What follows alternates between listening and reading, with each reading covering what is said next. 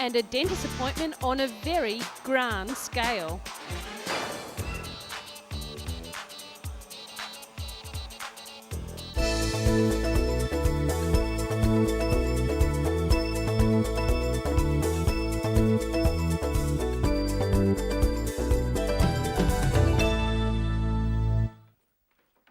Meet Matilda. She is Australia's answer to Dolly, the very first cloned sheep. Here at the Turretfield Research Centre, a second generation of cloned sheep have just been born. The dozen or so young lambs will play a key role in research into human disease, particularly the cloning of human tissue to cure disease. Cloning is a topic that has been given a lot of attention recently, and a debate is taking place over the right of scientists to use human embryos to conduct research into some diseases. Cloning is used quite a bit in developing plants. You may have heard of propagating. This is a way of creating the same plant by using the cells of the original plant. Gardeners use propagation to create the exact same features from one plant to the other. Cloning is seen as relatively harmless in this environment. Now, scientists have a way of creating animals through cloning that are identical.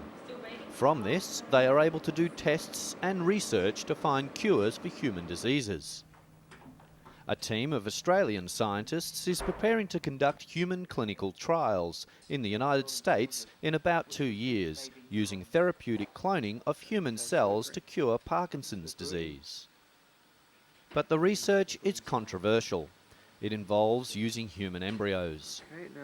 The use of human embryos has become vital to much of the research aimed at unlocking the secrets to incurable disease. Embryonic cells or stem cells are used because they have not yet developed specific functions. They can be developed into most of the specialised cells in the human body, including nerve, muscle and blood cells. That means tailor-made tissue replacing dead and diseased cells with healthy new ones. This research could be the next vital link to curing diseases such as stroke, diabetes, Alzheimer's and Parkinson's disease, heart attack, spinal cord injury, cancer and AIDS. Lindsay Kremen suffers from Parkinson's disease, and every day his tremors become worse and his movement more limited. If the dead nerve cells in Kremen's brain can be replaced with healthy cells, his future would be very different. At the Adelaide University, a team of scientists working with a biotech company, Brisagan, has successfully integrated healthy cells into the brains of newborn rats. The Adelaide researchers are also working on taking stem cells from adult tissue rather than human embryos. Eventually, healthy cells could be taken out of a sick person, grown into specific cells required, and transplanted back in order to cure a particular disease. Matilda and the generations of clones that follow may hold the key and the only hope to perfecting techniques to tailor-make human tissue. Science, a field that quite often tests the moral and ethical boundaries of our lives.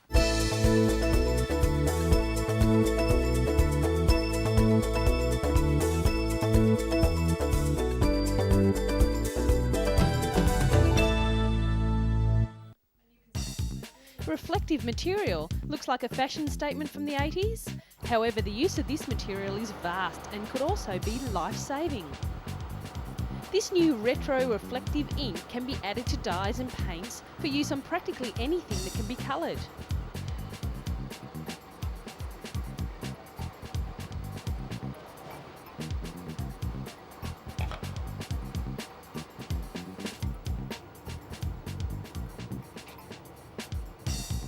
Unlike reflective strips, Reflect can cover an entire object or piece of clothing.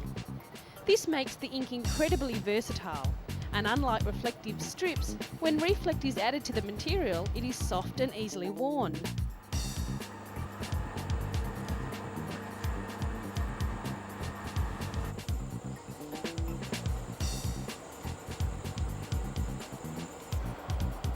The Reflect ink is made up of millions of microscopic glass beads. Every bead is coated with aluminium, sort of like having its own satellite dish. The final product is a powder, and when it's illuminated, it reflects light back to the source.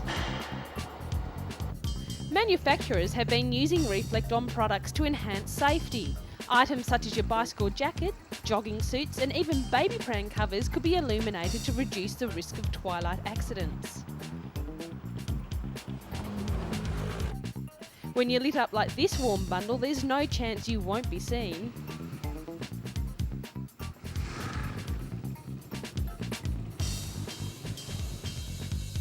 The reflect effect has also appealed to the fashion industry with a new, trendy form of clubwear. Designers such as Gap, Polo and Tommy are using the reflective look in their range of garments. What do you think? You sure wouldn't get lost in the crowd?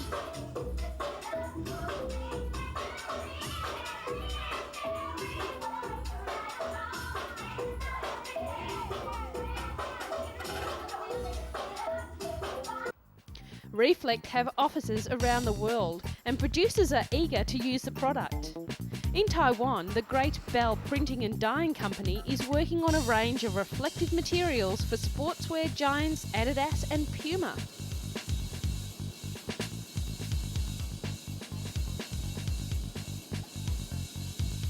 At its headquarters in Britain, the Reflect company also grinds power and produces Kelvar, an anti-corrosion coating designed to protect against sea spray and other activities that cause corrosion.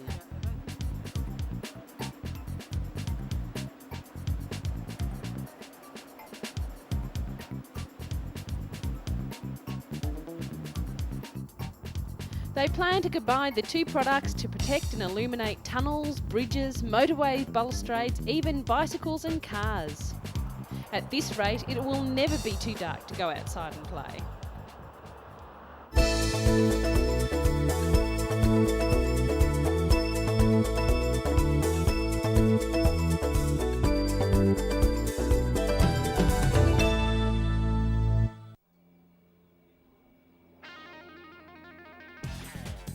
A giant Antonov 225 took off from Hostomel Airport outside Kiev recently and flew for 15 minutes before landing safely. The heavily reworked plane was originally designed to carry the former Soviet Union's Buran space shuttle. Industry experts say the AN-225, dubbed Myria or Dream, can carry 250 tons of cargo. That's equivalent to the weight of 250 small family cars, and could increase the size of that lucrative market. Test pilot Alexei Shalchenko expressed his enthusiasm after safely landing the plane. It's always nice to get a new plane in the air regardless of whether it's big or small, but a big plane always brings bigger emotions, he said.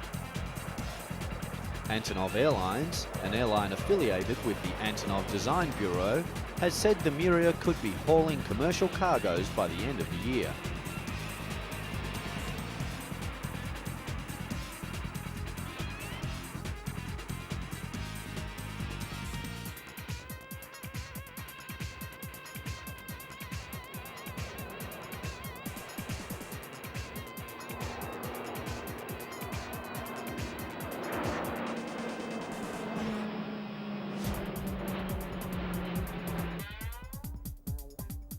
Antonov is also the designer of the AN-124-100, the largest plane currently in commercial use.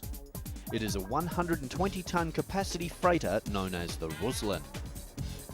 The AN-124 is aimed at a niche market for super heavy and oversized air cargo, which is worth more than $200 million a year and is dominated by Russian and Ukrainian carriers.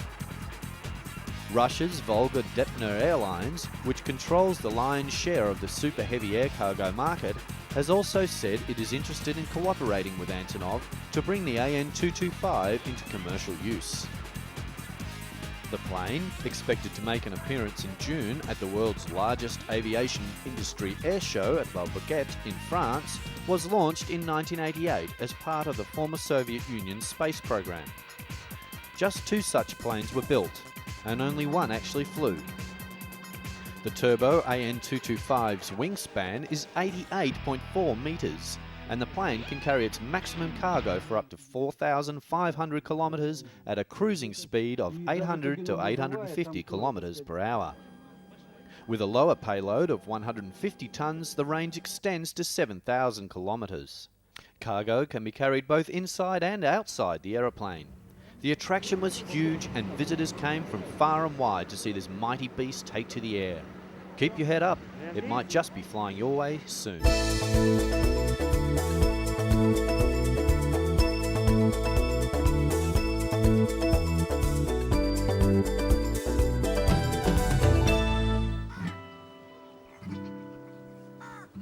It's hot in India, really hot. In weather like this, where do you find relief? Where do the animals find relief? Special arrangements have been made at this zoo in India's northwestern city of Jaipur to save the inmates from a severe heat wave. Temperatures have soared 5 to 8 degrees above normal in the entire state, with a really hot month yet to come. About 150 peacocks have died in Jaipur city alone over the last few days due to the intense heat.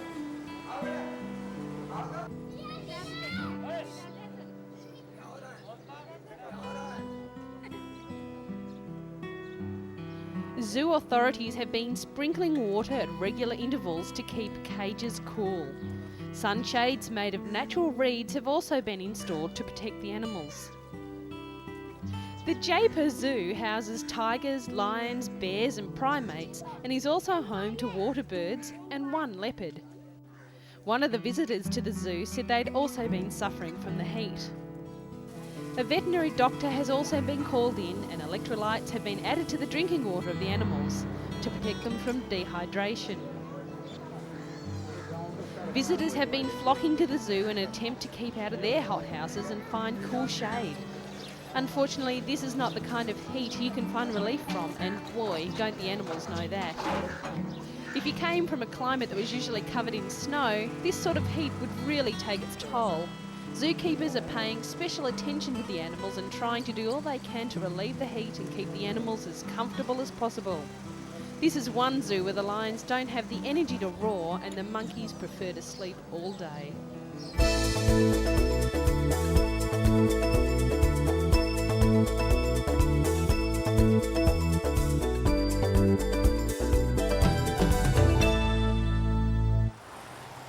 Scientists in the United States, working together with colleagues in China, have been studying the first dinosaur fossil to be found with a fully intact body.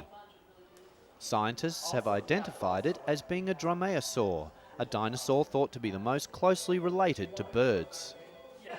The dromaeosaur was a quick-moving dinosaur associated with the velociraptor and to the Tyrannosaurus rex. It belongs to a group of dinosaurs called theropods, who are two-legged predators with sharp teeth. The bird-like dinosaur was unearthed by farmers in a fossil bed in China recently. Dr. Mark Norrell, chairman of paleontology at the American Museum of Natural History, said the fossil was the first non-avian dinosaur with full body covering to be found. He said, "For the first time we have a non-avian dinosaur and we know what its complete body covering looked like. It was a body covering that was really fluffy and it looked like a dust mop with big sprays of feathers coming off the entire thing." Norrell said the dinosaur probably had very bird-like behaviour.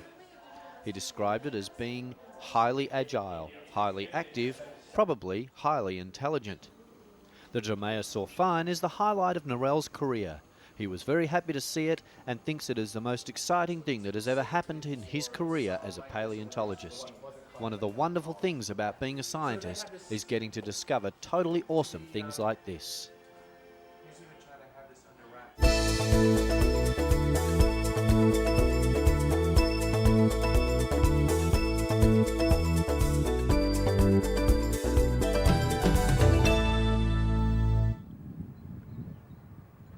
Here in Colombia, hidden well under the ground, is an unbelievable sight. It's a chapel made entirely from salt. The inspiration to build this amazing building came from miners, whose ancestors sculptured an altar to pray for protection under a mountain first exploited by Indians in the 15th century.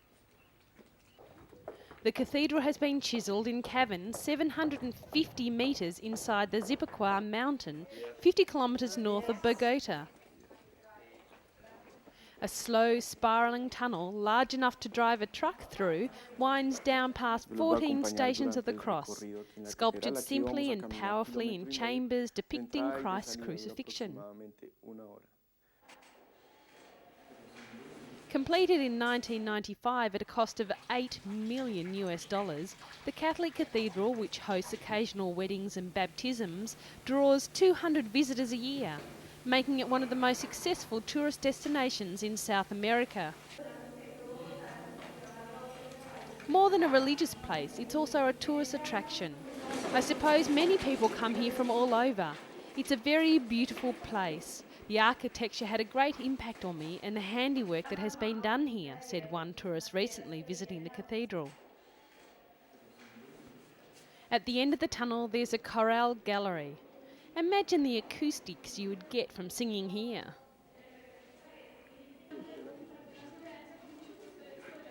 The salt inside the Zipaquirá mountain is white when moist with trickling water, but mostly it's grey-black and feels like typical stone. It can be fashioned into vast rooms, sculptures or strong, sturdy pews.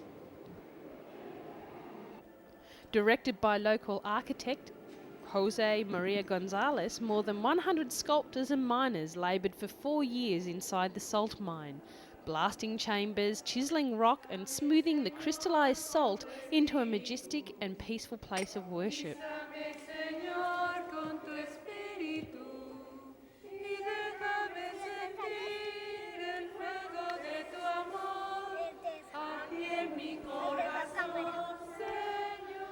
David Rincon, a miner who has worked in the deposit for more than 20 years, first extracting salt and now maintaining the church, said the designers created a sense of peace. He thinks it should be listed as the 8th wonder of the world. The town of Zipaquirá, who has a population of about 120,000, earns about $1 million a year from the underground cathedral. It costs $5 to get an entry ticket, but the experience is well worth the visit.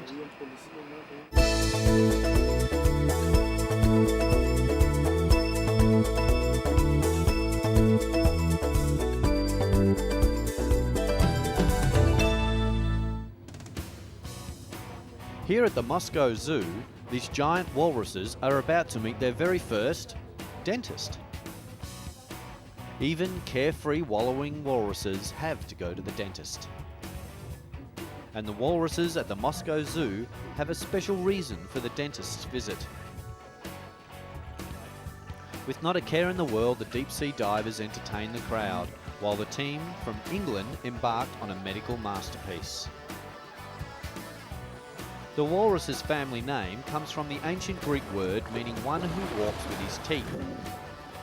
Very appropriate really, when these guys need a special dental visit to keep them in tip-top condition.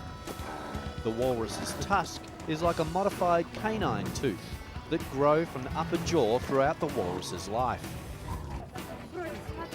1/5 of its length is hidden in the jaw. The longest tusk ever recorded was 94 centimetres long and 27 centimetres in diameter and weighed over 5 kilograms. That's one long tooth.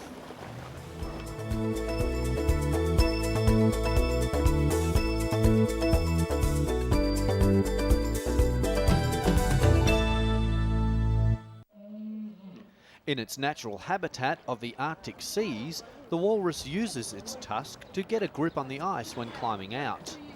In a concrete pool, though, the tusks were getting broken.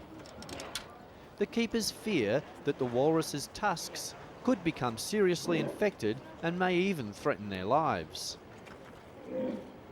The team of British dentists have volunteered their expertise to surgically remove the walrus tusks, a painful operation, but one that could save their lives. It was time for the big operation. It looks as if they're clambering to get in the door. They're either in a great deal of pain or they just don't know what they're in for.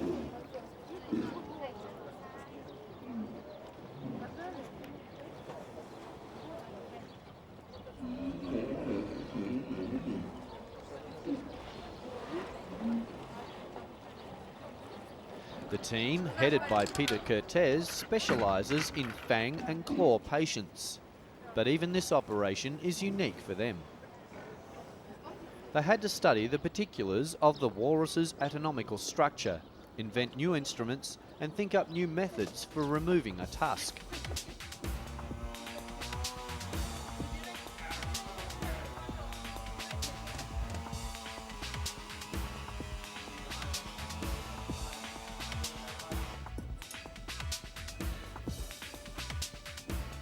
They also had to work out a way to safely inject anaesthesia into their patients, who could weigh up to 1.5 tonnes, which is more than a small family car.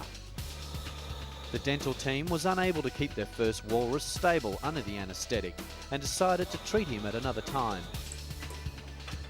The second walrus, however, was able to take the anaesthetic safely, and the team proceeded with the operation. Zoo spokesperson Tatiana Arsenova said the operation would be difficult at all times of the surgery and that every moment is a risk. Arsenova, however, described the operation as perfect, and she said she was confident that all of her blubbery patients would pull through safely. 10 walruses will go under the dentist's knife during the operations, which are expected to last a week. In the end, though, chewing fish will take on a whole new sensation. Science, working with animals to create a better, painless lifestyle.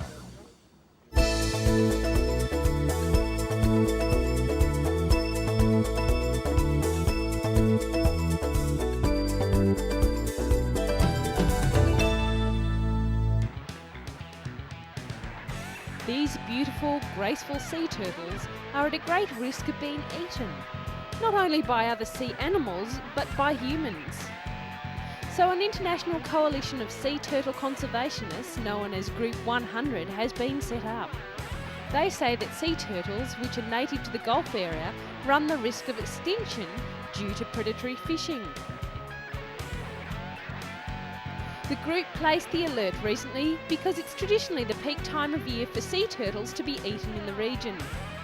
But Group 100 President Homoreus Ardridis said tourism also posed a challenge to the turtles.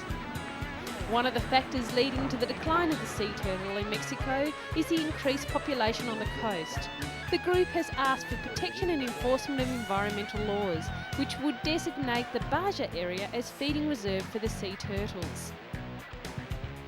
They also said the situation in the Californias has a huge impact on 5 species of endangered sea turtles and threatens the sea turtle population as far away as Hawaii and Japan.